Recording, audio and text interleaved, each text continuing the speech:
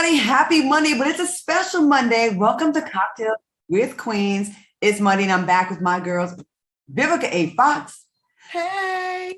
Lisa Ray. I am here. And Selena Johnson. Hello, everyone. Everyone looking extra special and extra sparkly. We'll get to that reason in a second. But of course, we are dishing about everything trending in the news and on social media. And later on the show, we'll talk to the host of FOXSOUL's relationship special, Ministry, Chanel Scott, and one of the stars of VH1's Love and Hip Hop New York, Tara Wallace. Ladies, let's get into it. But before we get started, tonight is a very special show because it is our 100th anniversary. Yes, yes. Woo woo. Wait, I said anniversary like we've been doing this for 100 years. I'm at 100 episodes. We ain't that old. Like 100 episodes. Cheers, darling. Ladies, how does it feel to reach 100 episodes? And people in the chat, put 100 emojis in the chat if you are excited about this. That's what I'm talking about. This is absolutely amazing. I'm going to tell you something. I have been in the business for decades. And I'm going to tell you, this is the first show, and I thank you from the bottom of my heart, FOXSOUL, that I've gotten to 100 episodes. Show business does not allow a lot of African Americans to experience this kind of celebration. So thank you, FOXSOUL. Thank you. Hey, all right. Yeah. 100. Okay. Yeah, that's right. Selena, how do you feel? 100 episodes? I think it's awesome. It's interesting that it started from an interview, and we ain't stopped interviewing since then. I know, right? It started feels like just 100.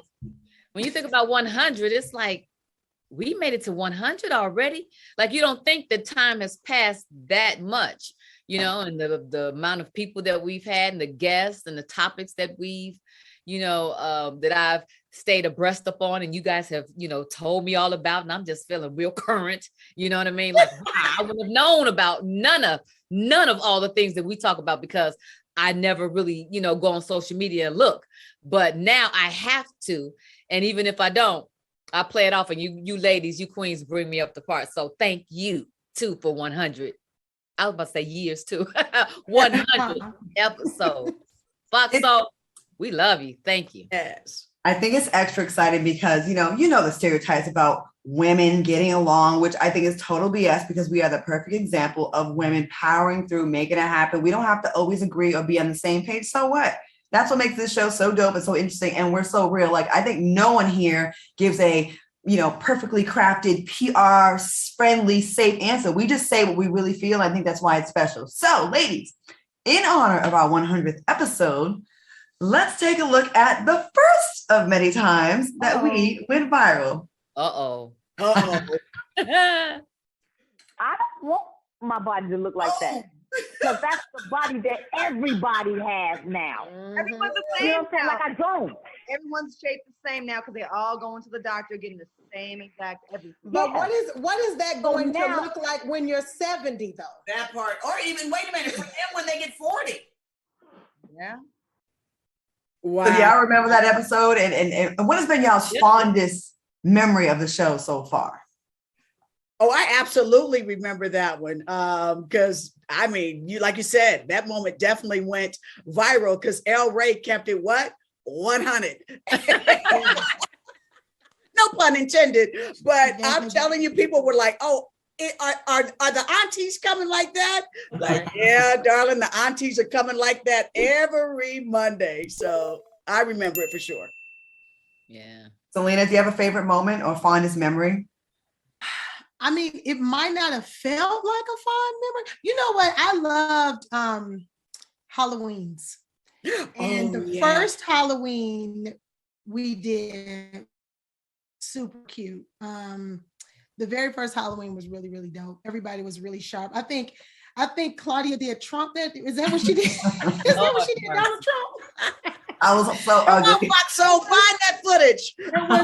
And like when we dress up, it's always fun. Like when we did Vivica, like all her characters.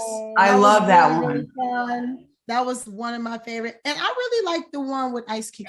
I know it was racy, but I really loved how controversial it was and how, you know, we were really talking about real issues and really asking real questions and talking to him. And I really liked that episode because, too, I love the star power of that episode as well. I mean, what a show! Thanks to Lisa Ray. So that was one of my favorite shows. Plus, I love Ice Cube. So I think the fact of the matter is that every show that has gone viral for a reason, and therefore that reason becomes the reason that they let us know. And it's like, oh, we're doing something right because we gone viral. So all of those moments is still catchy and still memorable. And, you know, you try to push the envelope and say, well, I said something last time and it was too much for them. So maybe I need to pull back a little bit or whatever. You know what I mean? It still kind of freaks you out a little bit. You know what I mean? And I didn't mean it like that. And I didn't say it like that. Or did I say, you know, it keeps you all over the place. But one thing for sure is that we're honest. And that if that's how we feel and that's what we said in that moment, then that was real. I'd love to have a redo with some guests. Like, I feel like some people that didn't watch the whole episode are not familiar with how real we are. Like Ice Cube, I would love to invite him back because I think some people got a inaccurate assessment of what it was about. We weren't attacking him, but he's like a brother. Like, we can have those kind of conversations where it may go left, but we are all passionate about where we stood, and it's never an attack. And I don't think there's anybody on the show that we tried to attack. Like, we've gotten passionate. No. You know, and you know what was so cool about our nature. Yeah, but what was so cool about that episode too, like when you sit now and look back on it, remember the time we were in too? Yeah, like everybody was like having a time. We were inside the thick of the pandemic. Yeah, Donald Trump was still our president. And listen, the list that he wrote, the list that he wanted to talk to the government about. Listen, I haven't heard anybody take care of any of the components that were on it. Yeah, so he had a point. Shit. At the end of the day, you know what I'm saying? When you look back on it, it's like, wow, we were in such turmoil as a country. I mean, the racism, the police brutality, the killings. Yep. You know, we were just trying to figure it all out. Everybody was just trying to get by at the end of the day, trying to find some kind of peace.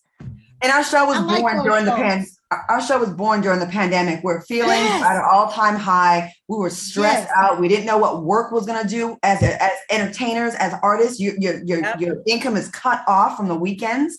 You know what I mean? Like, you're not working, you're not traveling, we're not shooting movies. We had to just be in the house and be still and try not to get COVID. And some of us got it. Like, we blew up, and this show blew up during that time. And I'd like to think we helped a lot of people through it. And you know what, Claudia? FOXSOUL, I just want to give them a shout out. Like you said, in a time where people were losing jobs, they were employing people. Yes. And that's a big deal. And they were employing African-American people.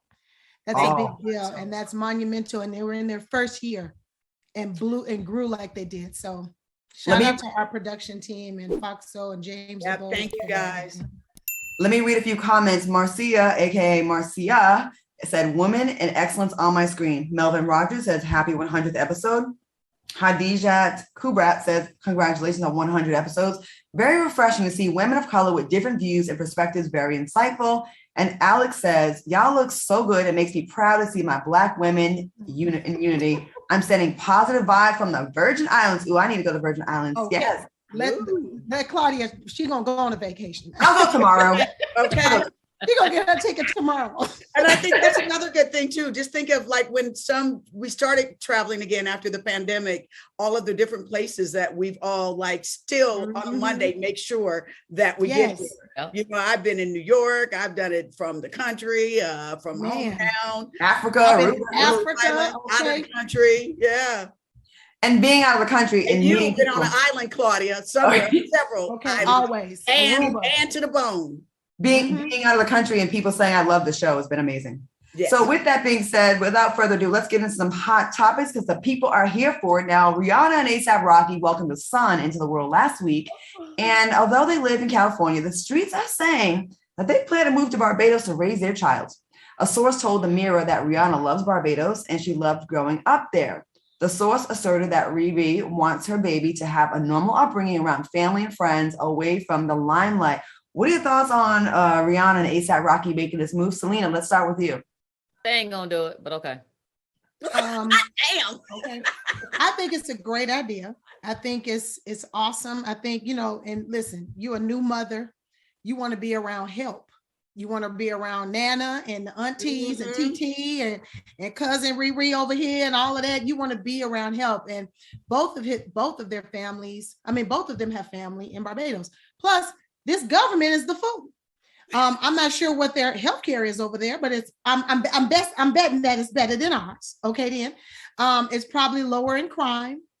And yeah, nobody wants to have their baby with the camera all in their face all day long and reporting on every little thing they do. Now, I hate to say it, Rihanna, and but the paparazzi gonna go down to the Barbados. They're not gonna just chill. They're gonna come over and try to find you. They already saw you cleaning your fruit in the ocean.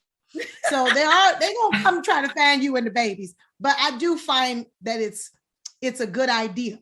People should be able to do whatever they want to do in terms of raising kids. And let's just be honest, America is not popping right now. It's really not. Lisa Ray, what do you think about this? What do you think about First of all, it's a good idea. You know what I mean? And I get it. And I get that. I did not know I had family down there. That's good to know. I'm just excited for both of them, period, whatever that they do, because they are so cute together to me. I am so glad that she is on her A game and she didn't stop and said, I'm in love. I'm about to get married. I'm about to have a baby. I'm about to start a family and still gonna make my money and be on top. I absolutely love it. No, the healthcare is not the best on the island.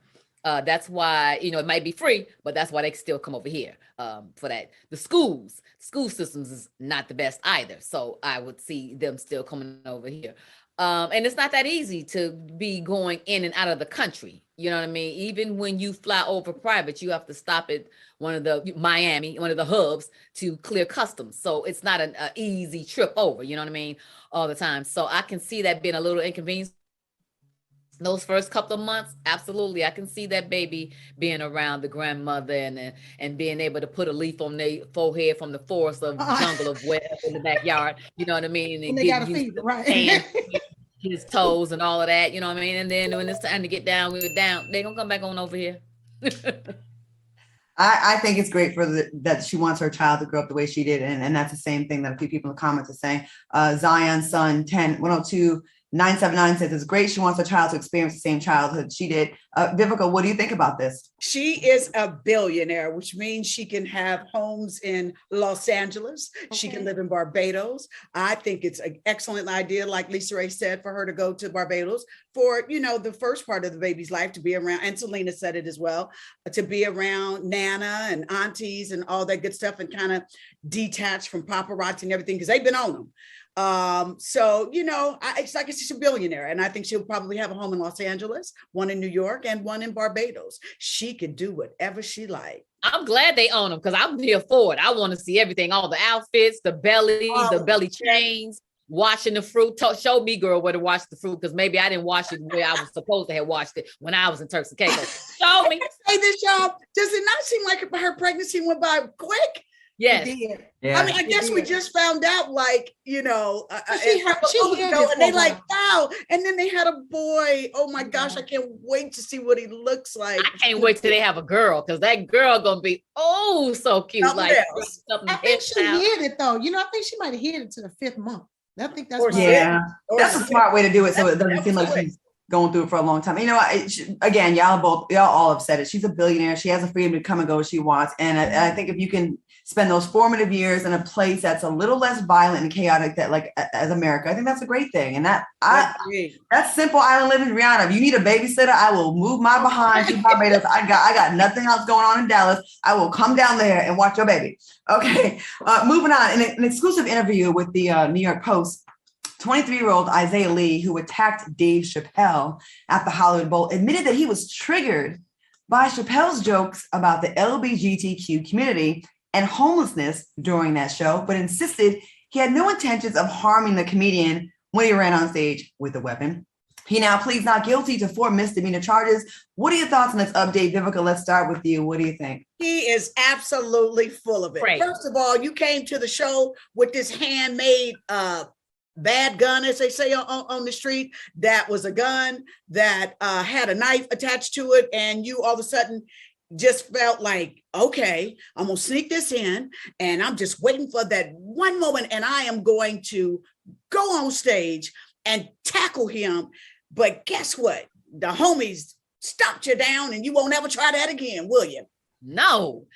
And my thing is, how the hell did he get through with all that damn metal detector? Because I was went to the show, and when I tell you, they was like leave your phone, and I was like, I ain't got no damn phone. You know what I'm saying? Like, I ain't leaving shit. But my thing was, they had people coming up and down the aisle constantly till I felt like something was about to go on in the show that I was in. You know what I mean? Okay. How the hell he got his ass up there? Selena, Now, he tried it. You tried to use that triggered, like when Will Smith said he was triggered. Mm-hmm. So that made him go up on the stage and hit Chris Rock. No, boo. That's not the same situation. And get on out of here. The LGBT community has already been dealing with and talking with in a very professional way Dave Chappelle in his comments. We done already did that topic. We already went through that story. You tried it. You want to get your name out in these here lights because the people said that you said that you was like a fake celebrity. That's why you had that weapon on you, because you said you was somewhat of a celebrity. That's what the article had said. So you brought that weapon in and you wanted to get your name in lights. But not only did you get your name in lights, they took your arm off and put it back on. And so you got twisted up like a pretzel. you know what? Beat up. Okay, then let's just keep it real. You He was full of lumps, okay? I'm so tuned out to everyone using these words: bullied, triggered, and everyone's traumatized. Let me tell you something. We all have trauma. If everyone acted on the trauma that's happened to us in our lives and being cheated on and abused, this world will be 1,000 times more chaotic than it is now. Yes, you can have had chaos. You could have had trauma, but you don't have to act on everything that bothers you, people. And stop with this is my excuse. I was triggered. You know what? What happened to people being able to have some kind of coping skills where, you know what, that bothered me? Let me excuse myself and leave the show. This show ain't for me. I don't like the jokes. It ain't like this is a surprise, the kind of jokes that Dave Chappelle does. So knock it off. And that's why you get your ass kicked. All right, y'all. Coming up next, we're talking all things relationships with the host of FOXSOUL's relationship special, Comministry, Chanel Scott, and one of the stars of VH1's Love and Hip Hop of New York, Tyra Wallace. Don't go away. We'll see you in a minute. Cocktails with the Queens. You know, Six been trying to get on the show the whole time. I think Vivica said it best. He likes the sound of the Queen's voice. So I'm just going to let him have his little moment because it's the 100th episode. Hey, Kit Kat. Kit Kat. I think he's been in the shot for 100 episodes. He has jumped in the shot in some way. He loves our show. He does. He's a big fan of Cocktails with the Queens. All right, so we are celebrating our 100th episode, so make sure you drop a 100 emoji in the chat. Now, listen, tonight we're joined by two lovely queens who will help us break down the issues that are ruining many relationships today. Before they join us, let's take a look at Comministry.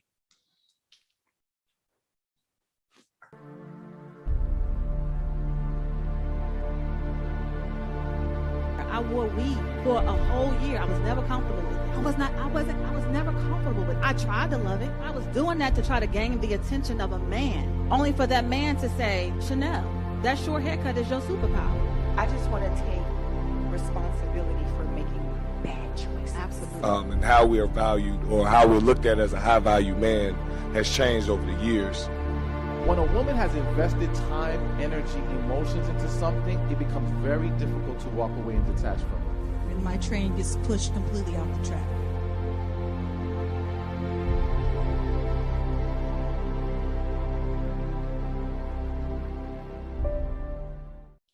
Looks very good and very much needed. We need these conversations with each other. Please welcome the host and creator of Comministry, Chanel Scott, and Tyra Wallace from VH1's Love and Hip Hop New York. Ladies, welcome to the show. Hi. Thank you for having me. Yes. How are you lovely queens feeling tonight? Awesome. Excited. Great. Cool. All right. Well, Chanel, welcome to the FOXSOUL family. That's first and foremost. We are very happy to have you. And what can you tell us about Comministry and why did you create it? Wow.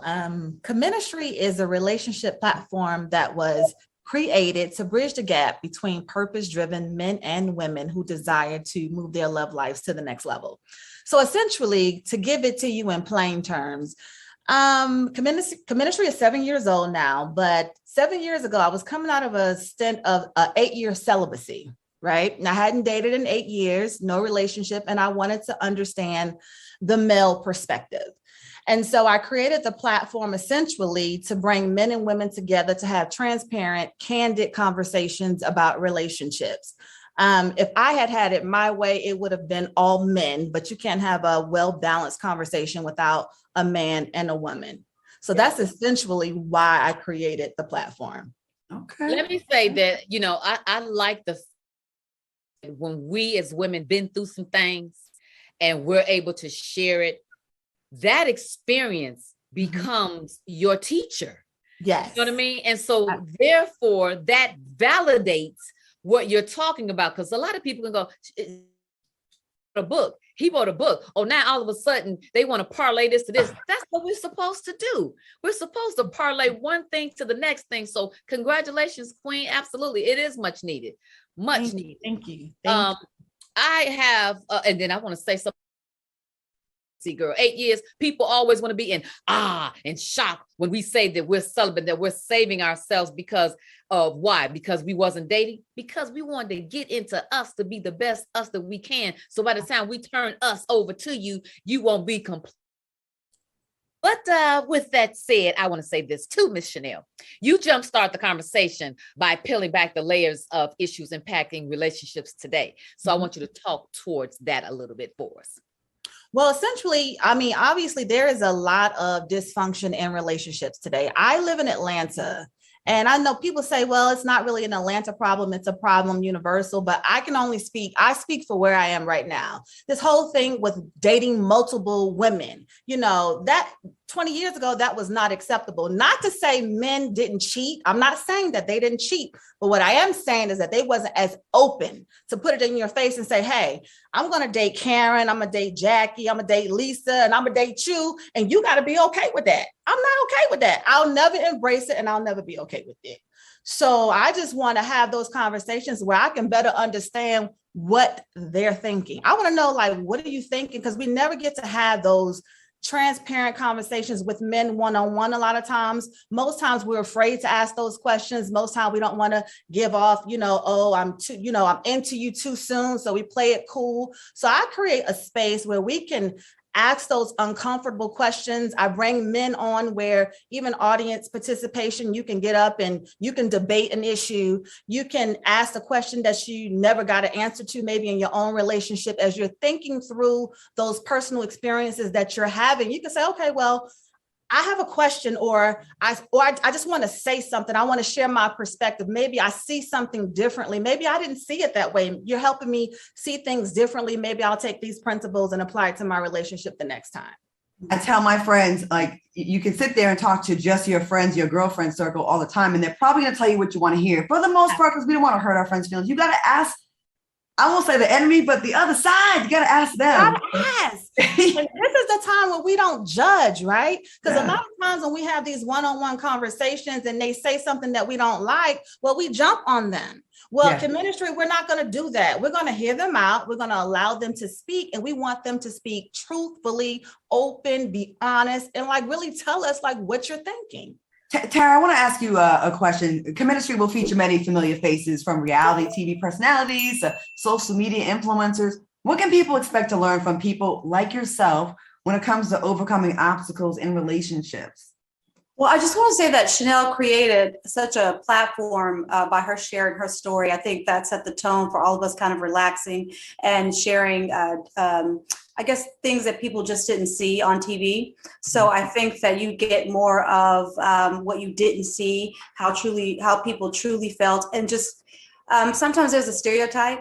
Sometimes you're in these bad relationships, and the first thing someone will say is that, oh, they have low self-esteem, or they don't, or they're this, or they're that. And it's like, it's kind of something that happens to all of us. It doesn't matter how beautiful, how smart, how unintelligent. These things are happening to all of us. And I think that people will see just a different perspective, and just something from the heart, and something that wasn't enough time to capture when me personally, what was happening in real time on Love and Hip Hop. Okay. what I love more than anything, that what I could see from the show, it's kind of like he said, she said. So you're getting both sides, and I appreciate that. Tara, fans were able to see and follow your relationship journey on Love and Hip Hop New York. Did you have a hard time at first opening up, with the camera there and the lights and crew and all that stuff? Well, absolutely, because it was, I was just blindsided, honestly, So a lot of the things that you guys saw for the first time, it actually happened to me for the first time as the cameras were rolling. Wow. So, reality TV, it's kind of put in a microwave and you kind of speed it up. And I think that with my story, it was the first time you got such a raw situation that it just couldn't be sped up for reality TV time. And for me, it was just day to day. What in the heck is going on? What in the heck is going on? Because I had watched reality TV. I perhaps had even judged it. I had laughed at some of it, or cried with some of it. But never the intent that I would ever do TV like that, and never knowing that I was in a situation that was so crazy and juicy at the same time. Well, I've had some technical difficulties, but I'm back. That's all right. I was able to hear the whole conversation. You just couldn't see me. Okay. So, Chanel, tell everybody why they should watch Comministry.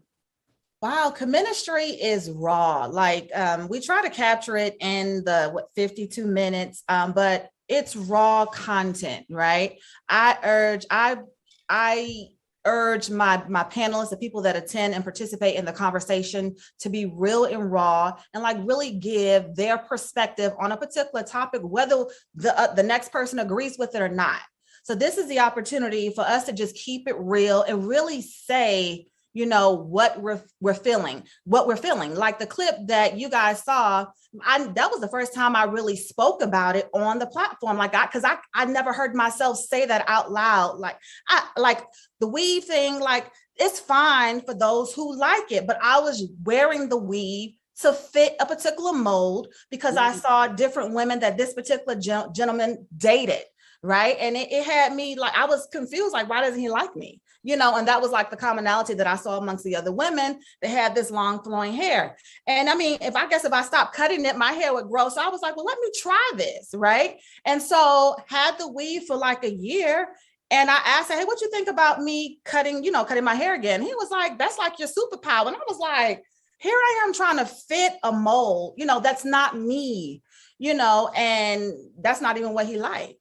So it's an opportunity for people to just keep it real and share things. Because a lot of times we go through all types of emotions and feelings when we're in relationships, and we're afraid to voice those feelings because we don't want people to judge us. I think everybody has had a moment where they felt jealous, right? But you would never tell the next person, I was actually jealous in this particular situation. Mm-hmm. So this is an opportunity where we're going to say, yeah, I was jealous in that situation, and this is how it made me feel, and this is how I worked through it, and then you get to hear the different perspectives. So that, you can expect to hear the real and the rawness at Comministry. I promote that. I mean, I require it. Well, I think you have a hit on your hands. Relationships is something we all can relate to, and we all are trying to get better at it all the time. So Chanel and Tara, thank you so much for joining us. You can catch Comministry right here at the Cocktails with Queens on FOXSOUL, 6 p.m. Pacific, 9 p.m. Eastern. Y'all better support this show because this is what we all say we want. So let's support it. We'll be right back. We're going to take a quick commercial break, and we'll be back with more of the 100th episode. Thanks, Queens. Back to Cocktails with Queens 100th episode. All right, soulmates, we have reached the part of the show where we talk about our relationships, the challenges we face in our own lives, and how we overcame them. Welcome to our queendom.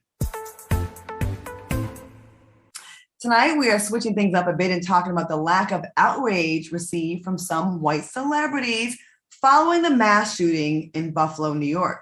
Now, in comparison to how many white celebrities reacted when Will Smith and Chris Rock, the whole Oscar slap, our topic was inspired by a series of tweets from Scotty Beam to comedians Amy Schumer and Judd Apatow about the issue. Now, Beam tweeted, when it comes to policing Black people, you haven't hesitated. But when Black people are killed by a racist demon, we are your pleather pale ass tears. She continued, Can you imagine saying this about Will Smith and not saying this about the racist a-hole who killed 10 people in a grocery store? Beam ended with effing tired of these white celebrities. What are your thoughts on what Beam wrote? No, Lisa Ray, let's go to you first on this one. Yeah. The thing, the Will Smith thing was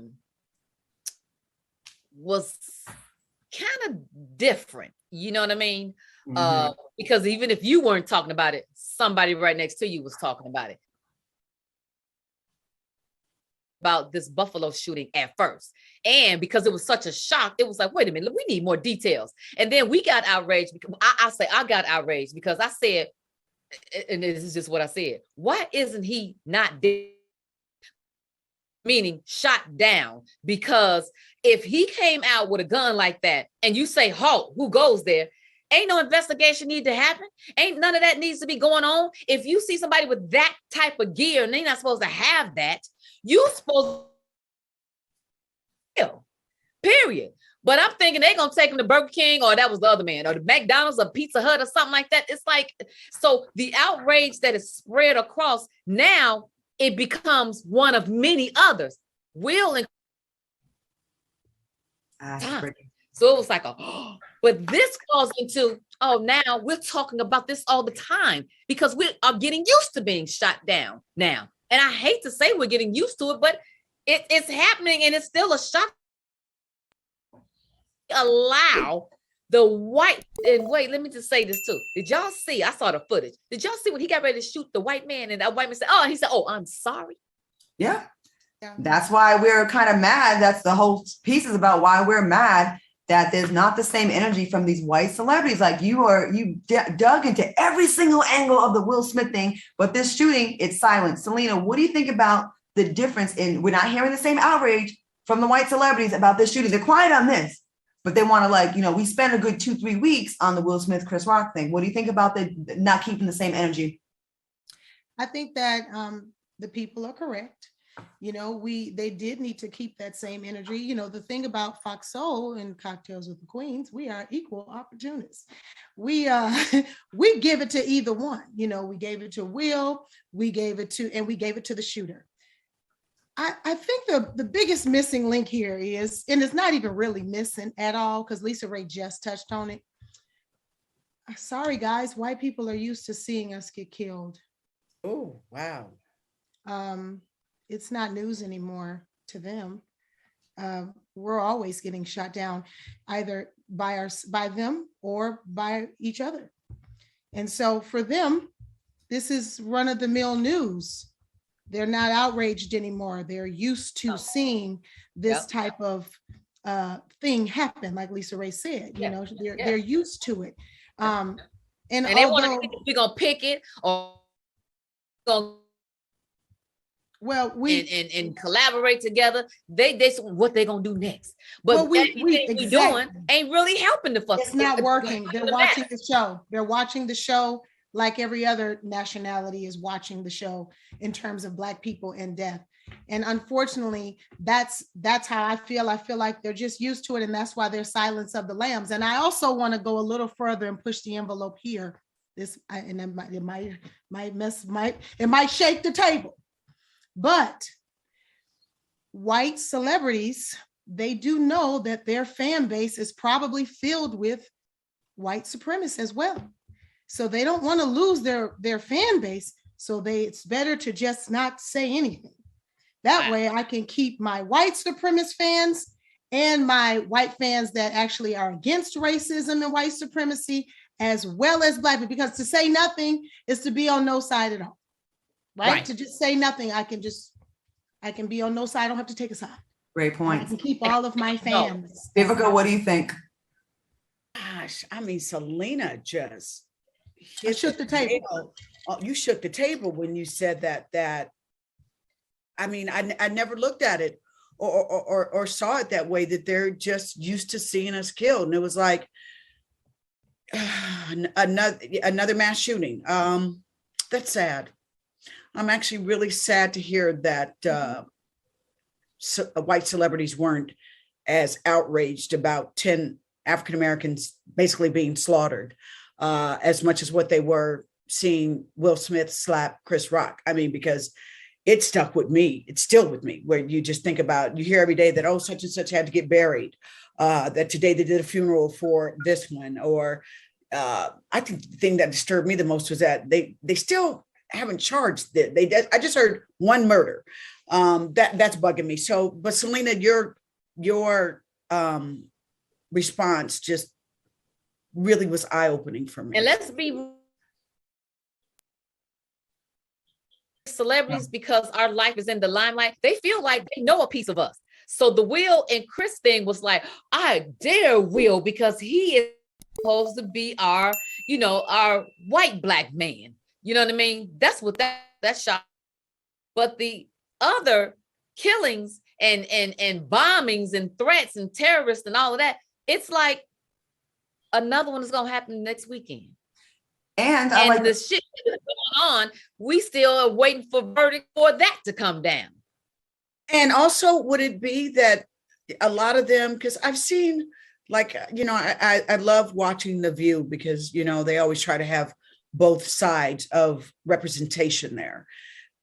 It's also about, they feel like that nobody come and take our guns. We have the right to our guns, That's what I want to ask the question. Is there not more outrage because they don't believe in gun control? They believe in having their weapons and the right to bear arms. And what is this need for weapons? Well, fear? The more things I'm seeing, I live in Texas, I'm not mad at the weapons. I'm just mad at us being outnumbered. I need Black people to get to arm themselves legally too, so they can stop looking at us like helpless little lambs that they can just gun down and ain't nothing going to pop off. I'm going to say this about white celebrities and not keeping the same energy. I kind of feel like all you white celebrities that were going hard during the Black Lives Matter movement and George Floyd, and y'all was right with us. I feel like, and I was thinking about this the other day when I was running, I feel like y'all used up all your goodwill towards us and you feel like you did enough. You're like, you know what? I did my thing. I campaigned. I posted the hashtag George Floyd and Black Lives Matter. So now you're kind of spent. You've done enough. And I hate that y'all was all on board 2020 with us, all these, and not just white celebrities. I'm calling all you white people out that claim you're allies during this time. Y'all was right with us. And as soon as that year was over, it's silence. It's silence. Y'all do nothing. Y'all not mad. Where is the same energy? Because while y'all can stop and have the luxury of, I did my part. I'm a good liberal. I'm a good Hollywood person. I'm a good progressive. We still have to mourn seeing grandparents and elderlies that are friends of friends of friends. We might know these people. Those are our kinfolk, really. We still got to deal with that. We still got to be worried about going to the grocery stores and feeling like we might get murked as well. Where are you white people that was with us during 2020? It wasn't enough. You did one summer and now you're good. We got to go through our whole life doing it. So you all ain't shit, not just the celebrities. That's what I say. Well, be mad. Claudia also shook the table. I just don't understand how somebody can look at someone and just don't like them for the color of their skin. I know. Now you're trying to go into a whole nother show, girl. We're all human. Look how pretty brown skin is and natural hair, although I need some product. I mean, look at how pretty we are. Brown skin. All right, y'all, great conversation. I hate that we have to have it, but we said what we said. We're going to take a quick commercial break and we'll be looking for you white celebrities and everyday white folks to keep it going. Go back to 2020, go back to the future, go back and give us some more of that because we need more. Your work wasn't done. We'll be right back. Back to Cocktails with the Queens. Shout out to all the soulmates in the chat. If you are enjoying our 100th episode and you're going to rock with us for another 100 episodes, put 100 emoji in the chat. All right, y'all, let's get into the story because I want to hear what y'all have to say about this. Now, during the Curing Women in Motion convention at the 2022 Cannes Film Festival, Viola Davis talked about her experiences dealing with colorism and microaggressions. Davis said, I had a director who did that to me. He said, Louise. I knew him for 10 years, and he called me Louise. I later found out that that's because his maid's name is Louise. Davis continued, I was maybe around 30 at the time, so it was a while ago. But what you have to realize is those microaggressions happen all the time. What are your thoughts on what Davis said? And have you dealt with the same issue? Let's go to you first, Vivica. What do you think about this? Absolutely not, because I would kill Bill somebody. Are you I wish the hell you would. Let me tell you something. That is why in my career, I have told my agents and my representations, I don't have no desire to play no slaves. I want to play all modern roles because that era is over. And that would be a really bad take because somebody would come at me crazy and I would forget that I was acting. You would hear Vivica just went the hell off, popped off. I wish you would disrespect me like that. That part. Selena, say a director kept calling you their maid's name. You found out later. What would you do, Miss Shake the Table? Shake the table. I mean, you know, I'm so out of it at times in terms of other people and what they be doing in their life. I probably would have never found out that was his maid's name. And I would have thought, oh, he's old, or oh, he's insane, or he has mental illness, or something's wrong with him where he can't remember. I probably would have just chalked it up at that. And I probably would have told him straight away, oh, my name is Selena. It's not Louise. And then I would have said it again and again. My point. And yeah, it wouldn't have happened at all. I probably would have just corrected him. You know what I'm saying? But I don't know.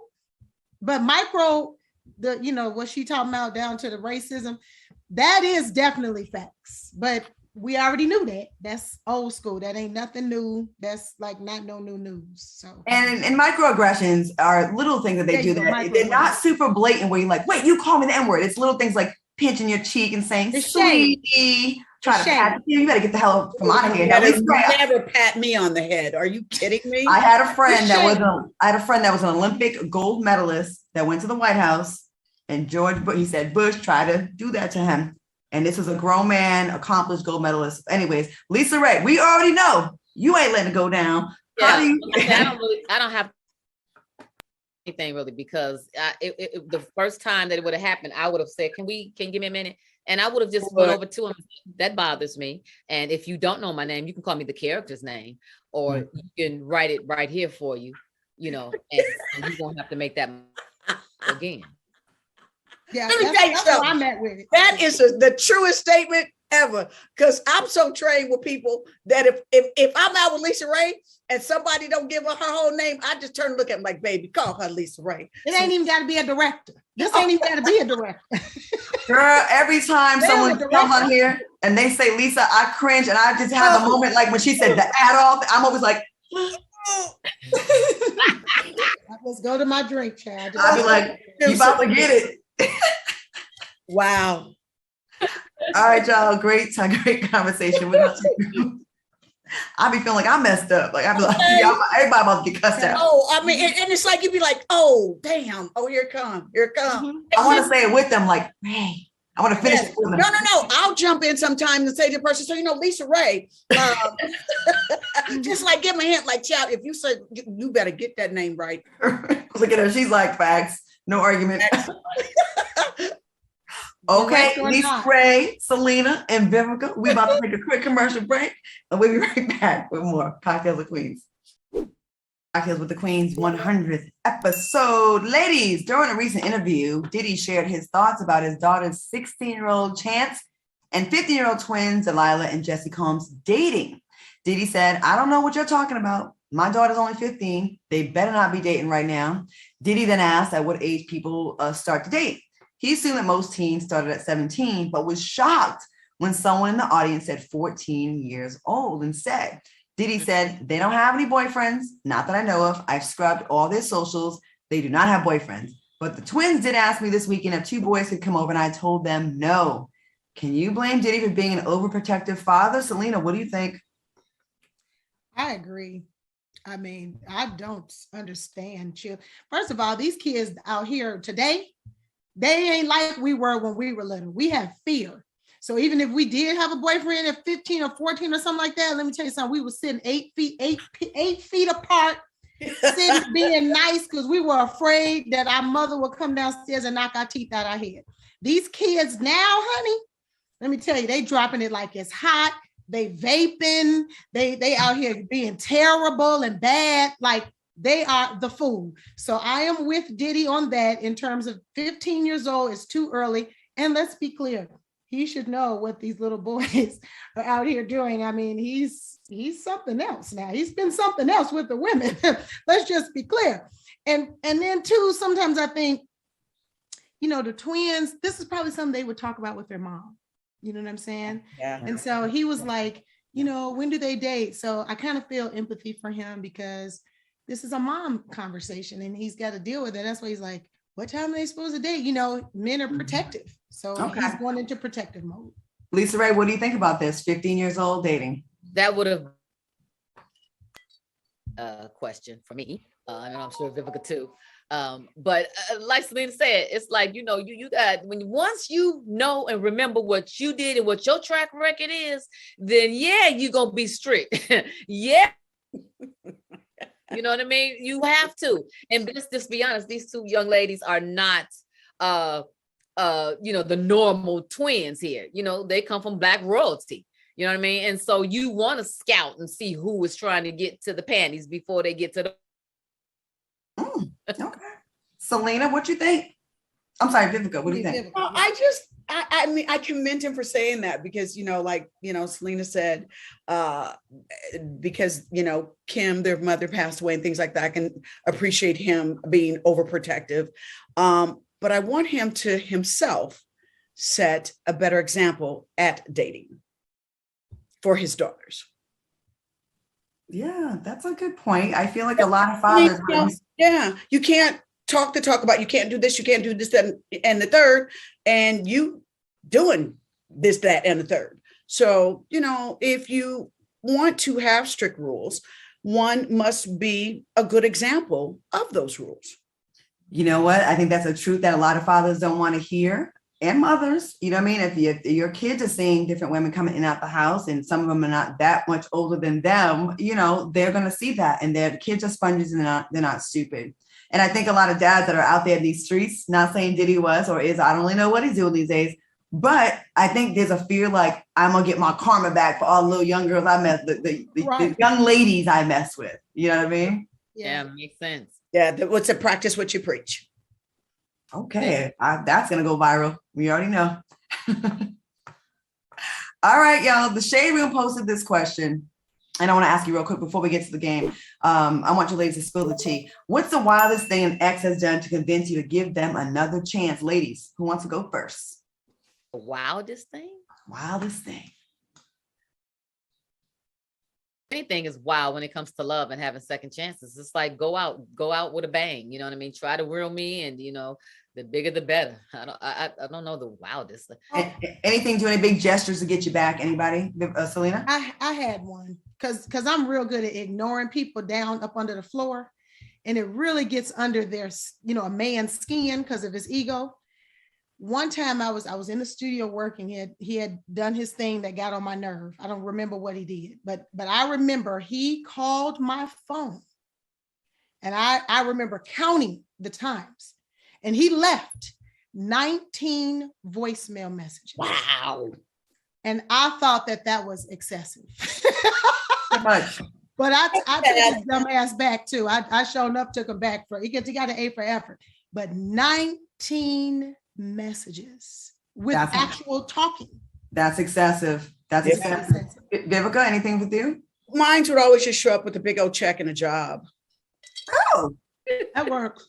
That's better than mine. Mine took a Greyhound bus from Cleveland to the set of The Price is Right and showed up and said I was a vampire and his wife, and then he got admitted to a mental hospital after that. So that's the kind of love I get. Okay. Anyways, moving on. In honor of our 100th episode, let's play one of our favorite games, Never Have I Ever. Ladies, are you ready? Yes. All right. We have our signs. I have not. Okay. Never have I ever flirted with another celebrity via DM on Instagram. Yeah, okay. Never have I ever cheated in a relationship. It was a long time ago. Never have I ever had a crush on my significant other's homeboy. Okay. Never have I ever fantasized about getting back with an ex. Okay. Never have I ever created a fake social media account to stalk someone. Okay. Okay. Never have I ever hooked up with someone on a dating app. Hooked up, what you mean? Like I went on a date. And Yeah, it could be a date. Mm-hmm. Not a dating app. Do computer programs back in the day in college count? Black Planet counts too, Selena. Okay, well then I know. Mine have thrown a box in my car, but that's a whole nother story. Okay. Never have I ever. Claudia, never have a good time. It's always they be trying to take action. Extreme, isn't it? Never have I ever been refused entry into a club. Oh, I have, is because I was with Omarosa and they didn't like her. They like me, but they didn't like her. They said, you come in, but she can't. I said, okay. Guess we leaving. Never have I ever lied during this game. Yeah, no. All right, ladies, that was lots of fun. I want to thank my girls, not only tonight, but for 100 amazing episodes. Lisa Ray, Selena Johnson, Vivica A. Fox, and our guests, Chanel Scott and Tara Wallace, for joining us tonight. Thank you so much for watching us on YouTube. Please watch the replay tomorrow and throw in those 100s in the chat. Stick around for the premiere of Commentary. We will see y'all on Monday. And yes, we'll see y'all then. Commentary. That's a cool name. Good job, ladies. Everybody looks so pretty. Yes. And Vivica, I'll see you in Dallas this week, hopefully. Hey. Dallas this week. Check the social media. Well, the only thing I can tell you is from the bottom of my heart, thank you for Happy coming. Happy 100th. 100. Happy 100, Queen. Yes.